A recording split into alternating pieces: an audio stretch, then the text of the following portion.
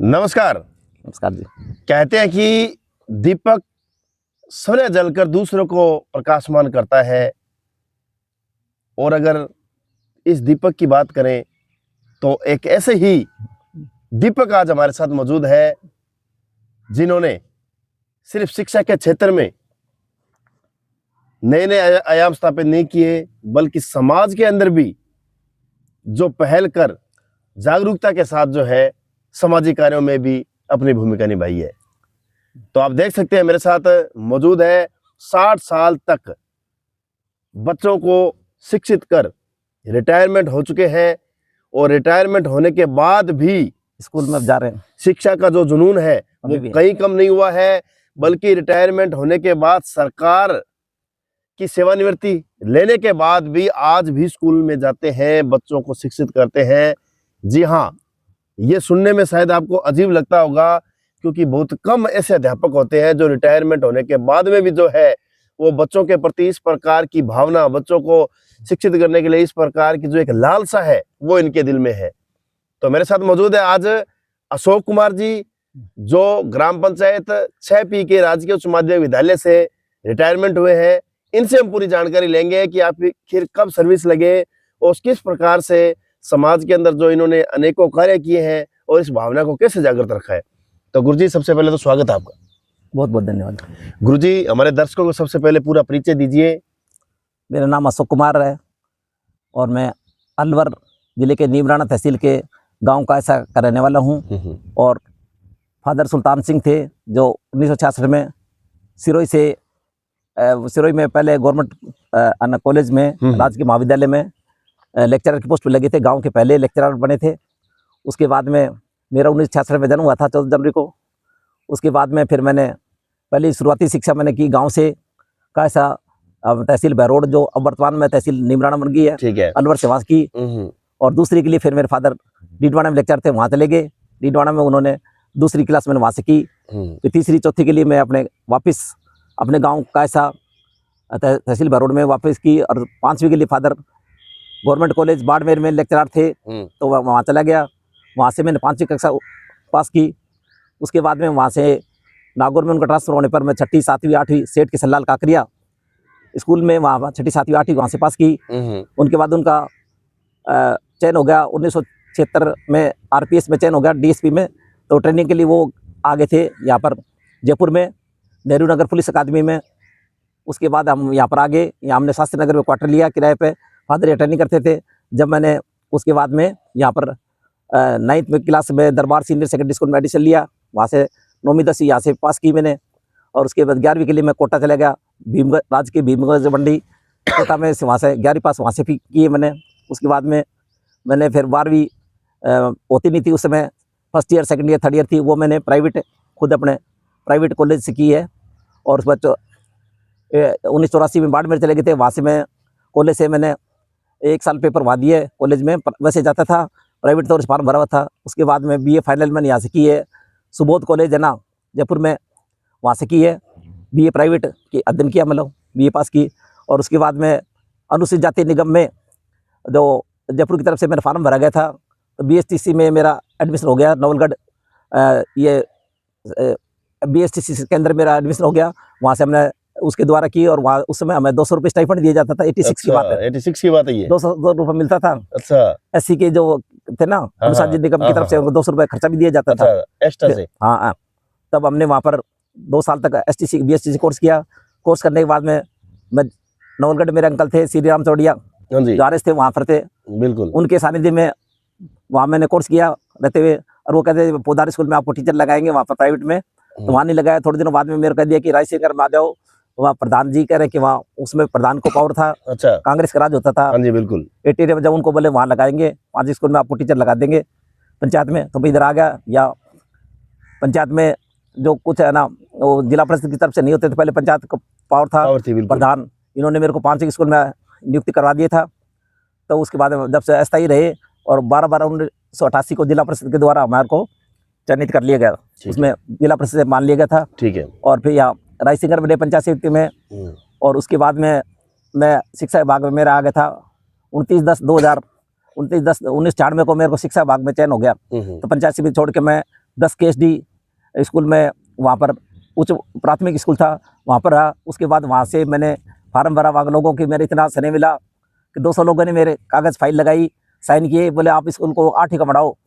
वहाँ प्राइवेट बच्चे 8वीं के बाद पढ़ने के लिए दूर 35 किलोमीटर राय से जाना पड़ता था, तो उसके लिए वहाँ पर मैंने कैलाश मेघवाल जी, उनसे हम मिले, वहाँ जयपुर में गए और एक फाइल लगाई हमने। और उसके बाद में उस स्कूल को हमने 10वीं का 97 में गढ़सी राम जी हमारे प्रधानाध्यापक वहाँ पर आए, और उसके बाद में वो स्कूल 10वीं का बन गया।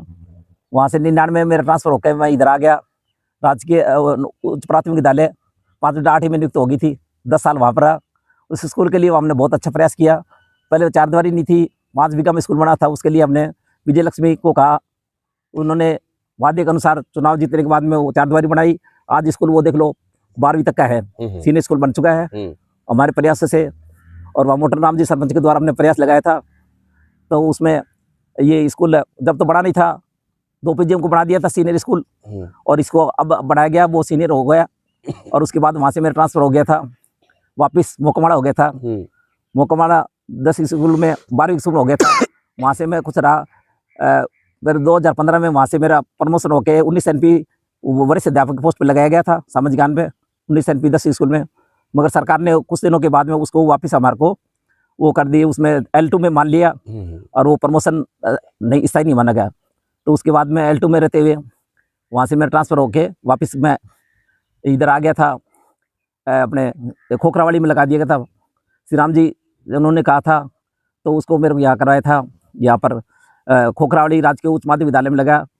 तो यहाँ जनवरी में आया था, 19 जनवरी से लेकर ना जून तक रहा था, 6 जून तक। और उसके बाद में फिर 10 KSD में वहाँ से बदली होने के बाद फिर मैं यहाँ आ गया, राजकीय उच्च माध्यमिक विद्यालय 6P में पोस्टिंग हुआ, 6 थोड़ा यहाँ पोस्टिंग हुआ। उसके बाद यहाँ लगने के बाद में लगातार 10 साल यहाँ प्रयास रहा। आए जब हमारे को यहाँ पर 6-7 कमरे थे, उसके बाद देख लो स्कूल में 25-26 कमरे हैं। और आज स्कूल की पोजीशन देख रहे हो, स्कूल की तस्वीरें देखो, क्या तस्वीर है। पहले पढ़ाई के लिए, स्कूल में पढ़ने के लिए बच्चों के लिए दरी भी नहीं थी, और आज स्कूल में बेंचें बैठने की व्यवस्था है, कमरे हैं, CCTV कैमरे लगे हुए हैं, और सारे कमरों की अच्छी व्यवस्था है बच्चों की। पंचायत भवन एक बड़ा हुआ था, आज देखो पंचायत भवन में कितनी हरियाली है, कितने पेड़ पौधे हैं अच्छे लगे हुए हैं। और ये सब हमने उनको, पहले यहाँ जिला कलेक्टर आए थे, शिव प्रसाद नकाते गंगानगर, उनको कहा था मैंने, सर ऐसा है, तो उनको आप हमारे को कोई भी योजनाएं बताओ, प्रयास करके दो, हम आपके लिए बहुत अच्छा प्रयास करेंगे। उसके बाद देख लो आज ये पंचायत का ये हाल है, और ये ऐसे कमरे अच्छे बन गए, पंचायत भवन के सुधर गई है। और इन प्रयासों से मैंने लोगों के यहाँ बच्चों के पास छात्रवृत्ति के लिए कोई पैसा नहीं मिलता था, तो लोगों के खाते खुलाए, बैंक खाते खुलाए, जाति बढ़तर, मूल्यह्रास, आय बढ़तर, लोगों के लिए मकानों के लिए योजना के लिए थे, उनके लिए सरपंच साहब को कहा मैंने, उनको चिंदू भाई सरपंच से प्रयास किया। इनके पुत्र है जो सरजीत सिंह जी हमारे पंचायत सहायक थे, उनके द्वारा प्रयास करके ये स्कूल में बच्चों के लिए कमरे बनाए हैं, पूरे स्कूल को पक्का करवाया गया, और लोगों के लिए योजनाएं बनाएगी, मतलब इनके मकान आवंटन, ये सारे कार्य करवाए गए। हमने आगे रह के प्रयास किया, समाज के लिए किया, तब भी आज समाज थोड़ा बहुत आगे बढ़ा। पहले सरकारी नौकरी कोई नहीं था यहाँ 10 साल पहले, आज कुछ बच्चे ना 5-6 बच्चे लगे हैं, कुछ नौकरी सरकारी नौकरी में आ गए, कोई पुलिस में जा रहा है, कोई रेलवे में जा रहा है, कोई और कहीं जा रहा है। धीरे धीरे प्रयास होने लगे। पहले लाइब्रेरी नहीं थी, अब लाइब्रेरी खोल ली गई है, और तो उससे आना बहुत प्रयास हुआ। 10 KSD में पहले हमने लाइब्रेरी, स्कूल की लाइब्रेरी से किताबें दी थी, तो आज वहाँ सैकड़ों बच्चे नौकरी लगे। मेरे पास लाइब्रेरी चार्ज था, हमने लाइब्रेरी प्रिंसिपल के द्वारा सरपंचों से कहा गया, तो उन्होंने बोले एक हमें सरकार से 1 लाख रुपये मिला, उसकी लाइब्रेरी किताबें आई, तो सामान्य किताबें बच्चों ने पढ़ा। उसके बाद हमारी प्रेरणा दी, हमने फार्म भरवाए गए, उससे आज बच्चे सैकड़ों नौकरी लगे हुए। उस तरह यहाँ पहले एक बच्चा नौकरी नहीं था, अब ये 3-4 बच्चे नौकरी लगे। क्या बात है सर। और अब लाइब्रेरी बना रहे हैं, उसमें बच्चे पढ़ेंगे, जीके की किताबें पढ़ेंगे, उससे बच्चे उनको ज्ञान मिलेगा, आगे बढ़ने की प्रेरणा मिलेगी, और हमारे प्रयास रहेंगे हम भी उनके आगे सहायता करें, तो नौकरी के लिए, तो बच्चे अधिक से अधिक नौकरी, सरकारी नौकरी में आ सकें। तो बच्चे क्या, ग्रामीण लोग यहाँ पर होता है शिक्षा से पिछड़ा हुआ है, नरमा चुगने चले जाते हैं, नरमा में ध्यान देते हैं, बच्चों को पढ़ाई में बहुत कम ध्यान देते हैं। बिल्कुल सर। तो उसी कारण बच्चे पिछड़ रहे हैं। मैं माँ बाप से ये कहना चाहता हूँ, बच्चों को नरमा चुगने में ना लगाए, उनका जीवन बर्बाद नहीं करें, शिक्षा से जोड़ें, और शिक्षा से जोड़ेंगे, आगे बढ़ेंगे तो अपने पैरों पर सक्षम होंगे, आपके लिए भी रोजगार देंगे, आपकी सहायता करें, आने वाले बुढ़ापे में आपके सहायक बनेंगे। इसके लिए आप अधिक से अधिक उनको पढ़ाएं और रोजगार से जोड़ने की सहायता करें, या कोई अपना उद्योग धंधे चलाए। नरमा चुगने चले जाते हैं, नरमा क्या 2 महीने 3 महीने होगा, क्या जिंदगी सारे बार यही थोड़ी चुगते रहोगे, उससे उनका कोई काम नहीं होगा। उसके लिए आप ऐसा प्रयास करें कि रोजगार जोड़े को जिंदगी भर रोटी बड़ी रहे, रिटायरमेंट का पेंशन भी मिले, माँ बाप को मिले, योजना मिले, पढ़े होगा, ज्ञान होगा तो योजना ले सकेगा। सही बात। पढ़ेगा नहीं तो योजना उसको पता नहीं लगेगी, तो ज्ञान कहाँ से प्राप्त होगा? आगे कोई बताने वाला कोई भी नहीं है। सब लोग है ना, अमीर लोग के बच्चे तो पढ़ने चले जाते हैं अच्छे स्कूल में, गरीब का बच्चा जाए तो कहाँ जाए? उसके लिए क्या कोई बताने वाला नहीं है, न कोई सुनवाई होती है। तो उसके लिए हम कह रहे हैं कि शिक्षा जोड़ेगा तो बच्चा, ज्ञान होगा तो अपना खुद पैरों पर चलेगा, वो विकलांग नहीं रहेगा। बच्चा लंगड़ा है वो लंगड़ा नहीं रहेगा शिक्षा के मामले में। खुद है ना, शिक्षा ऐसी संपत्ति है जो वो किसी को कोई बांट नहीं सकेगा, कोई चोरी नहीं कर सकेगा।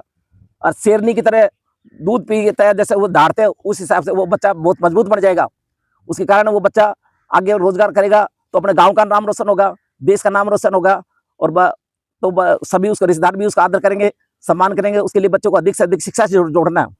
मैं तो पहले चाहूंगा शिक्षा के लिए मैं चाहे जो करूं तो मुझे कुछ मरते दम तक शिक्षा के लिए करता ही रहूंगा। और गांव में बारात आती है तो 4 आदमी इधर रुक जाते हैं, 4 उधर रहते हैं, तो लोगों की अव्यवस्था फैलती है। तो उसके लिए एक बारात घर होना चाहिए गाँव में। और अड्डा रोडी के लिए गाँव में इतने साल 35 सालों में सरपंच आए, कोई प्रयास नहीं किया गया। पशु मरते हैं, अड्डा रोडी के लिए ऐसा बड़ा होना चाहिए। मुसान में जाते हैं तो गर्मियों में जाते हैं तो न छाया की व्यवस्था है न पानी की व्यवस्था है, तो ये मुसान में ऐसी व्यवस्था होनी चाहिए कि ठंडे पानी की व्यवस्था होनी चाहिए। और पशु मरते हैं तो डॉक्टर आते हैं तो उनके लोगों का बहुत है ना परेशानी होता है, 2-3 हज़ार खर्चा लगता है, आर्थिक परेशानी होती है, गरीब लोग कहाँ से दें? इसके लिए एक पशु का अस्पताल होना अनिवार्य है, एक पशु का अस्पताल भी होना चाहिए। शमशान घाट में गर्मियों में जो जाते हैं तो मुर्दे के लिए वहाँ कितने धूप में परेशान हो जाते हैं, न पानी का साधन है न कोई छाया की व्यवस्था है। तो शमशान घाट में पानी की व्यवस्था या छाया की व्यवस्था होनी चाहिए। तो भाई जब तक वो मुर्दा जलता है उसमें घंटे 1.5 घंटे वहाँ रुकना पड़ता है, तो ऐसा हो जाए प्रयास कि उसमें कुछ है ना पानी की व्यवस्था हो जाए, कोई छाया हो जाए या उसके चारदीवारी हो जाए तो बढ़िया हो जाए, कोई एक कमरा सा हो जाए तो उसकी बहुत अच्छा होना चाहिए। पंचायत की तरफ से पंचायत को करोड़ों रुपए का बजट मिलता है, उसमें एक मामूली सा इतना काम तो करवा ही सकते हैं, ये करवाए तो बहुत अच्छा होगा। तो मैं तो चाहूँगा जो सरपंच बने तो वो ये कार्य करे, उसी लोगों को ये पूछोगे वो उन्हीं को वोट दो कि जो ये कार्य करवा सके लोगों के लिए। उनके जो आवास योजना आई है उसमें लोगों को आवास योजना के लिए मकान लोगों ने फार्म भरे, उनको आवास योजना दी गई है, वृद्धावस्था पेंशन इन लोगों को मिलनी चाहिए। जो बूढ़े हो गए उनके लिए दवाई की व्यवस्था या अस्पताल है मगर उसके लिए कोई डॉक्टर नहीं है, नर्सें हैं, अस्पताल एक डॉक्टर सरकारी डॉक्टर की यहाँ नियुक्ति होनी चाहिए, जिससे सरपंच ऐसा बनाए सरकारी डॉक्टर की नियुक्ति करवा सके। तो लोगों को इलाज के लिए राय से वो अनूपगढ़ नहीं जाना पड़े या पतौड़ा जाना पड़ता, कई बार ऐसे मरीज को ले जा नहीं सकते, कोई साधन नहीं है।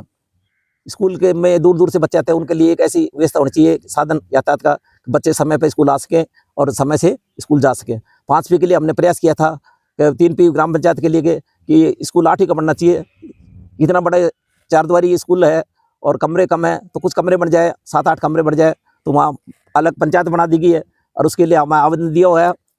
सरपंच के पुत्र सरजीत सिंह को मैं लेके गया था और हमने 150 लोगों से प्रयास कर एप्लीकेशन लगाई कि भाई अपने 8 स्कूल बनना चाहिए। अभी तक 8 स्कूल का कोई दूसरे जगह बन सके जिलों में अपन यहाँ नहीं बनाया गया, वो प्रस्ताव अभी तक पड़ा है। और कोई सरपंच मध्य अगर वहाँ जाता कोई तो वहाँ तो अभी 8 स्कूल हो गया होता। 5 किलोमीटर से बच्चे आते हैं पैदल, बच्चे 5 किलोमीटर जाती है पैदल, रास्ते में कई बच्चे भूखे आते हैं, कई चक्कर खा के गिर जाते हैं, तो उनके ऐसा कोई साधन नहीं है। तो इसलिए वहीं स्कूल हो जाए तो इनको आने में बच्चों को, छोटे बच्चों को बहुत अधिक सहायता होगी, सहूलियत होगी।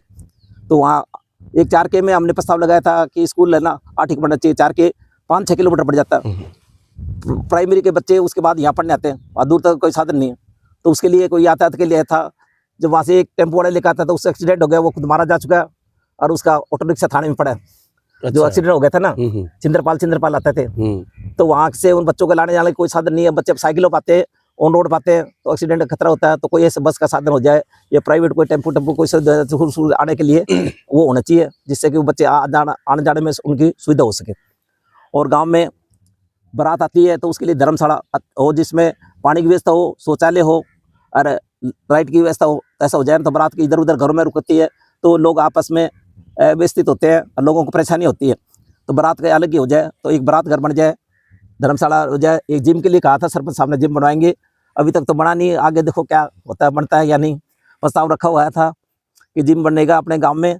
4 KB के लिए तो वन बाकी जो भूमि है वहाँ तो बन नहीं सकता, तो अपने गाँव में ये आबाद भूमि है, तो इसमें एक जिम के लिए घोषणा की गई थी, घोषणा होगी, अब बनेगी या कब बनेगी वो तो पता नहीं कब बनेगा, मगर घोषणा हुई थी कि कोई जमीन नहीं है, कोई जमीन मिल जाए अच्छा, तो पंचायत से तो एक जिम खोल ली जाए बच्चों के लिए खेलने के लिए, कोई अच्छे हो जाए तो बच्चों पुलिस में जा सकते हैं, फौज में जा सकते हैं, और अन्य उसके लिए कोई शरीर अच्छा मजबूत होगा तो उसके लिए जा सकते हैं। वो जिम की घोषणा की गई है। ठीक है। परात घर और पशुओं के लिए अस्पताल की व्यवस्था होनी चाहिए, और एक मुसान के लिए होनी चाहिए, अड्डा रोड की व्यवस्था होनी चाहिए, और गांव में रोजगार को जोड़ने के लिए एक अच्छा है ना सरकार की तरफ से है ना ऐसा होना चाहिए जिसमें लोगों को फार्म भरवाए जाए और लोगों को रोजगार के लिए प्रेरित किया जाए।